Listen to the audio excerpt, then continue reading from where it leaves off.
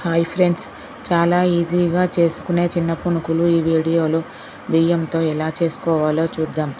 ఇవి చాలా క్రంచీగా క్రిస్పీగా ఉంటాయి. ఈ వీడియోకి ఒక లైక్ ఇవ్వండి ఫ్రెండ్స్. ఒక బౌల్లోకి 2 కప్పుల బియ్యంని 4 గంటల పాటు నానబెట్టుకోవాలి. నానబెట్టిన బియ్యంని మెత్తగా మిక్సీ చేసుకోవాలి.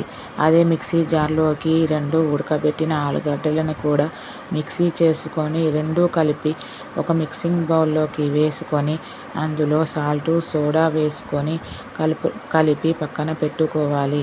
స్టవ్ మీద ఒక కడాయి పెట్టుకొని డీప్ ఫ్రైకి సరిపడా ఆయిల్ వేసుకొని పునుకుల్లాగా వేసుకోవాలి. అంతే అండి, చిన్న పునుకులు రెడీ.